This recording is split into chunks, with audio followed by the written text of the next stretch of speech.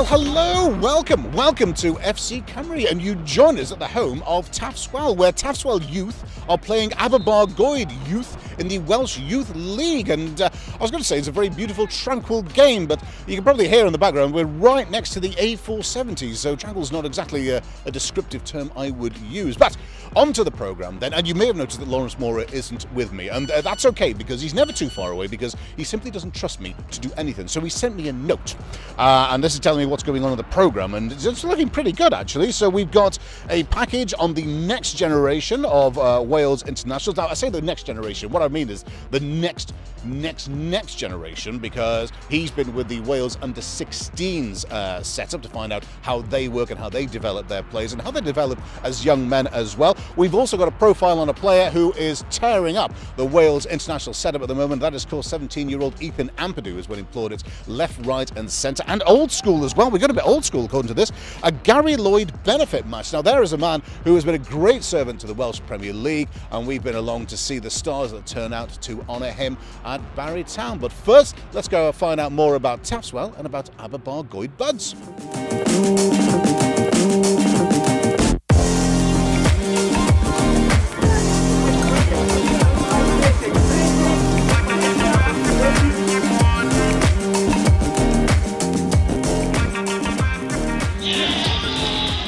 Joined by the skipper at Taffs Well. Your name is? Kieran, and we're joined by? John then, both players for Taffs Well. And well, boys, I mean, well, first of all, tell me what it's like playing for Taffs Well. I've joined recently, so it's nice to kind of join the team and kick off to a winning start. I've won 3 games on the bounce now, scored 5 goals every game, so it's a nice experience. Cool. All right. You've been a bit hit. Oh, sorry, John. Very unprofessional, sorry, text. Lawrence, are you wearing that stupid hoodie? Thanks for that. How long have you been here, John? I've been here, this is my 2nd season now, in 19s. Yep. So yeah, it's been really good. The staff and everyone worked really hard behind it. Like Kieran said, going forward, getting the goals in every week now. So it's really good, but training hungry players, full of hungry players, and everything we do is with 100%. And what's the hope, what's the dream? To win the league and take all 3 trophies home with us at the end of the season. And your dream? Just keep playing football with my friends, enjoying it. Cool. Right, so this is there's a youth development theme to this particular programme, and now we've got a tribute, really, or a profile of a young guy that's been, well, just pulling it apart. An international setup, Ethan Ampadu, of course. I believe you played with him. I did 4 years with the Welsh setup. 2 years, we won the Victory Shield twice. He's a good player. I knew he was always going to kick on. He was hungry from the start, and he's since the age of 12, since I've known him, just smashed it all the way. Well, let's go and find out a bit more about this young teenager.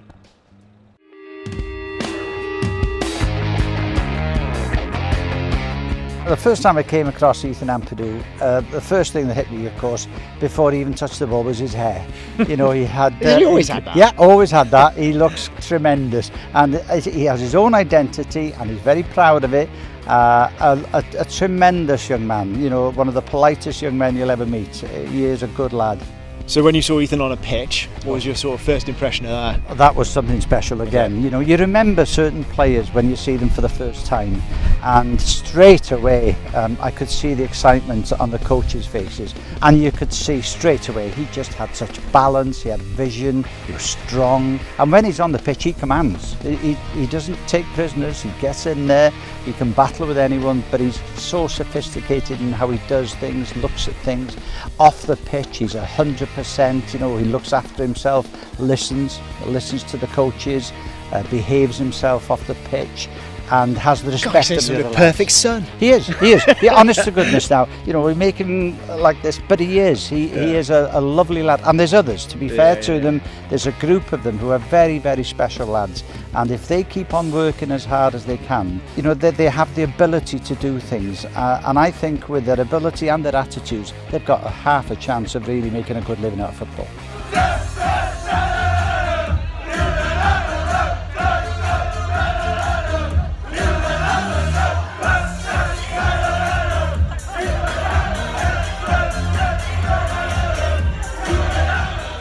So Ethan has been taken to the heart of the Red Wall, shall we say.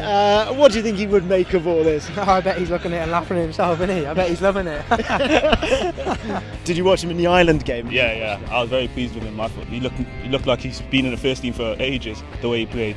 I thought he was top class, and I just think he'll continue to get better and better. And I'm just proud of what he's doing right now.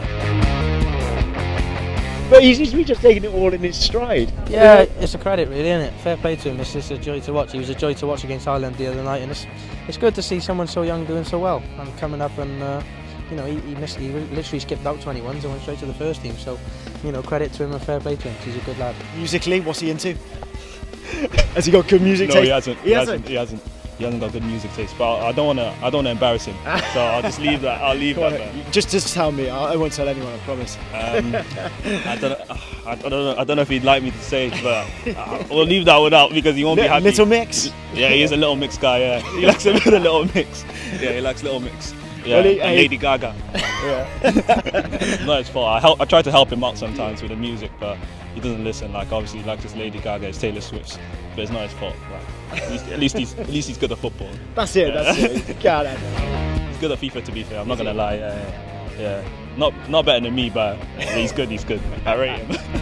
How far can he go in the game?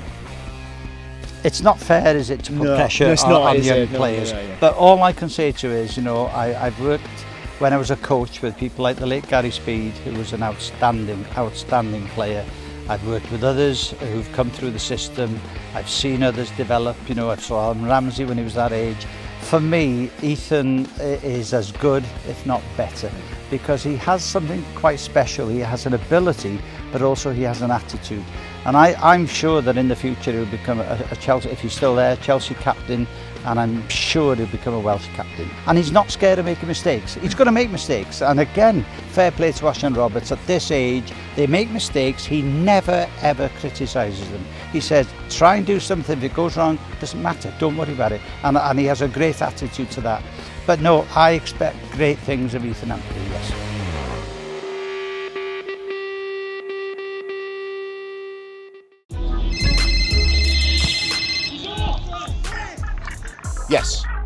Yes, it will do that, yes. Yeah, no, of course I won't take my trousers off again. No, that's not going to happen again. No, look, I gotta go, all right? I've got to do an interview, okay? All right, yeah. Love you too. All right, bye. Sorry about that, Norma. That's fine. This is Norma Samuel. She's worked her way through the ranks from, tea lady to unpaid secretary of the club. And you've been here for how long? 26 years as secretary. Had the good days and the bad days. That's what football's all about, though, isn't it? There can't be much that you don't know about what young boys get up to and how they develop and how you need to handle them as players. Yes. The biggest thing with youngsters is really it's got to come from within themselves. They've got to want to be good enough to play Welsh League, Welsh Prem level, etc.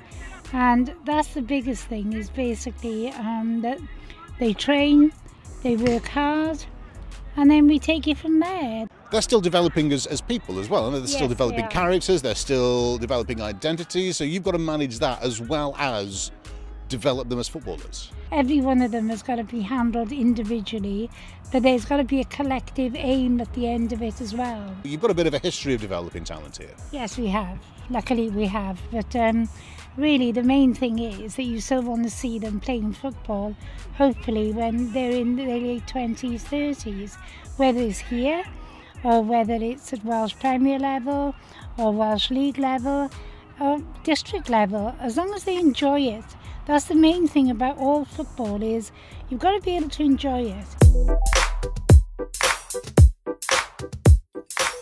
We're 3-0 up. It's not even half time yet. Got to be quite happy with how it's going.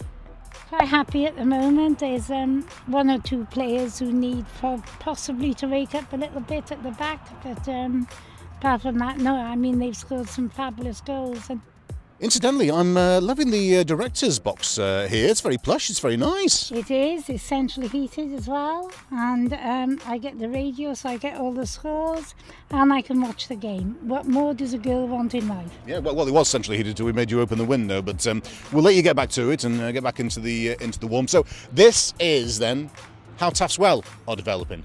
but also, of course, players are being developed at international level as well. And Lawrence went along to the Wales under-16 setup to see how it's done.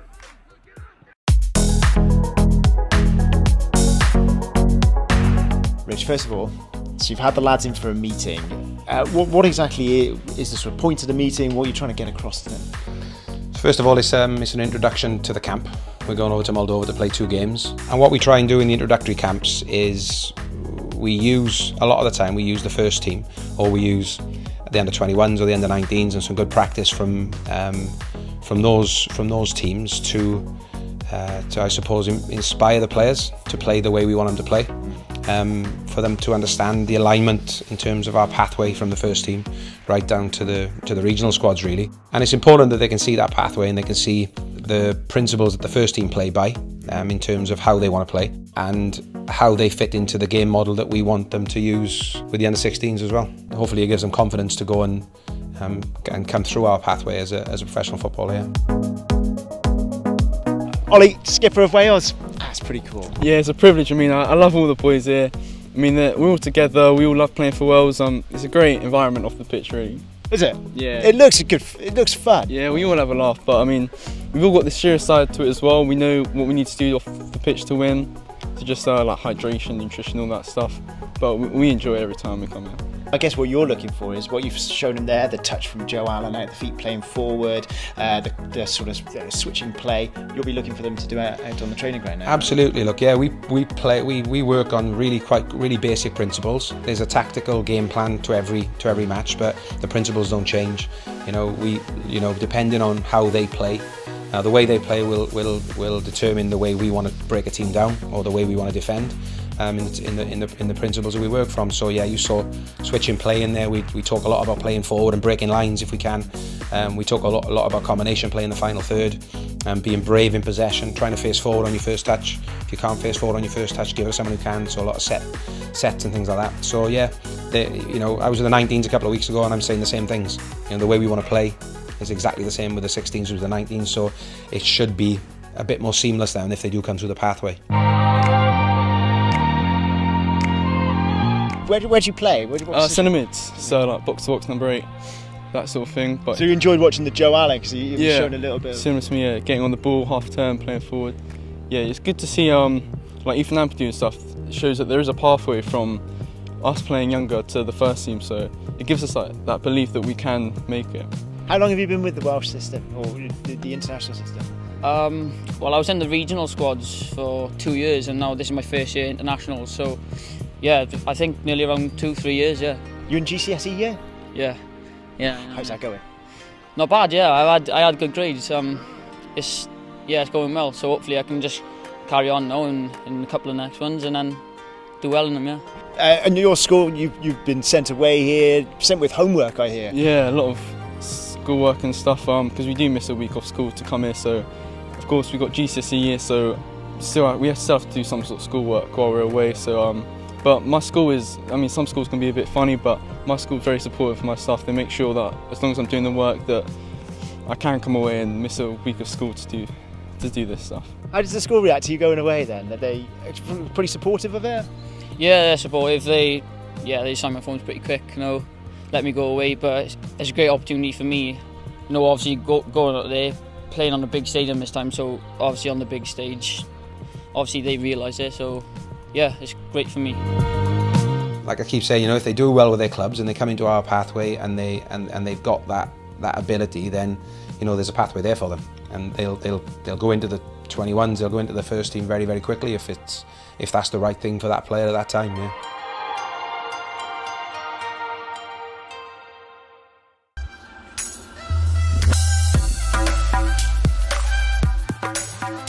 Neil's the manager of Aberbargoed Buds, then a new team into the league this season, then, and well, let's be honest, that was a lesson.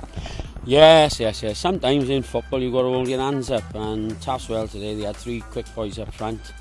Our lads were getting a little bit frustrated, but sometimes, like I say, if you're playing against a better opposition, that's all you can do is try your best and don't throw the towel in. What do you want to see? What are you looking for? What ethos are you trying to get into your players? These are young men, these are, so treat them as young men and the kids that I've got, okay, they might not be as talented as some, but I'd rather have the young men that I have got, and they are mostly all friends. They've been playing together since they were 8 years of age. Did you get dragged into coaching then because your boys took it up then? Mostly, yeah. Mostly, obviously, I had 2 sons. Football's in my blood, and as soon as my oldest boy was 5, I'd done my C licence, and then my youngest boy then came along.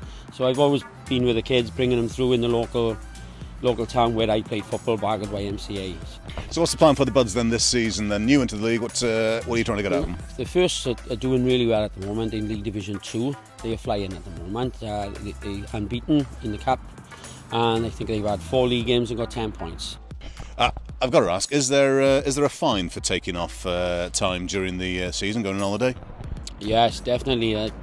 My son, he works with me as well, so I pay him as well. So it might be a bit of a dock his wages, I think.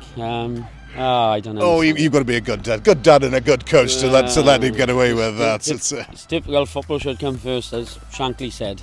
Exactly that. Yeah. Hey, one guy who knows about football coming first. He's a guy called Gary Lloyd. Now, this programme has mainly been about the youth setup, but this guy is old school. He's been a great servant to the Welsh Premier League. You know this guy's story, Neil? Yes. I kept an eye over the weekend, and he had a charity or testimonial match between his mates, the Welsh League and the Premier League, ex-players. So I'm looking at the turnout, and obviously he was a very respectful, talented, and looking at it, a very popular footballer and a person. So the names that are on the list, a lot of internationals in here as well, so goes to prove that he is a well-liked guy, and he deserved his testimonial. Yeah, couldn't have put it better myself. Let's go find out more. Great day for the football fraternity in the Welsh Premier, because one of our boys has had a bit of bad luck with himself, and everyone have turned out in numbers to support him, and it shows a lot of loyalty from ex-players, and just an excellent turnout for Gary Lloyd. When he started in Llanelli with his own village side, Barry Town, then he won 7 titles in a row, I think, with Barry. Played against the likes of FC Porto, got into Europe football with Carmarthen against Copenhagen. He then went back down to his own team, Llanelli, and won a league again with them. So everything he touched went to gold as a player, and he was a leader. He came to us at Carmarthen and being an ex-winner of 7 titles with Barry Town, and he taught a bit of how to win games, and that's a big thing to take into football teams if you haven't got it. Winners in your ranks is not a bad thing to have, and Lloyd was a great winner with Barry and with Carmarthen, and we're very pleased to have had him.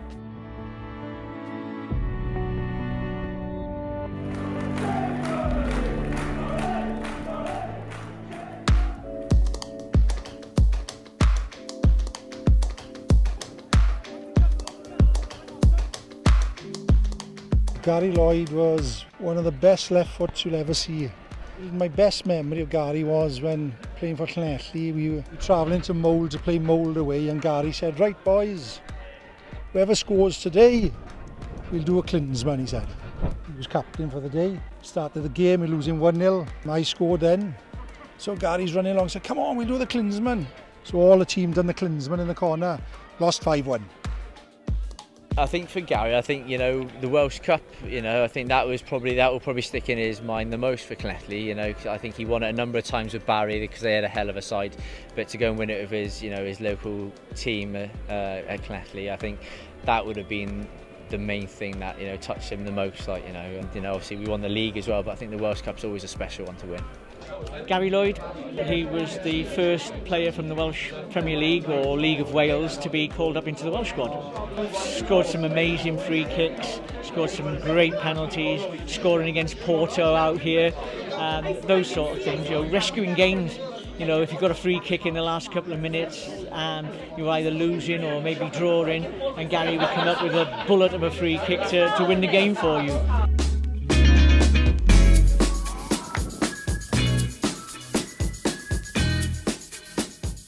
I've known Gary a long time, probably maybe 15-20 years.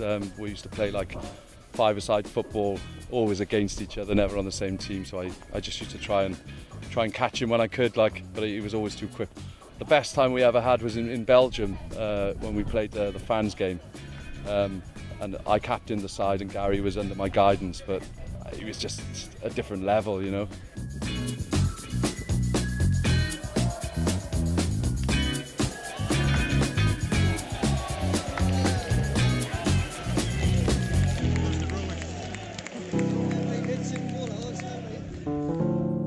He knew if you needed a little arm around you, or you know, or if you needed a light, you know. So, but luckily I was the one that he just gave arm to and stuff, so it was good. 500 games in a league, I think, and 90 goals, don't forget, as a full-back. That is phenomenal. He might not be a Barry boy, but, you know, an honorary member of the Barry fraternity, shall we say. Forever. Forever. Yeah, the day's been brilliant. It's been fantastic. It's a nice experience, although I'd like it without having to have the stroke then, if you like, before getting to meet all the boys again. Because it's taken time now. It's been, what, 20 years, 30 years before I've seen most of them. And it's just a brilliant feeling just seeing them again. He's the best player I've had outside of everybody else out there. He's the best player I've been managing for 20 years. I've never seen so many footballers turn out like this today. That tells you one thing, he's top class. I remember playing against his father, Gil, who was a better player than him, I am.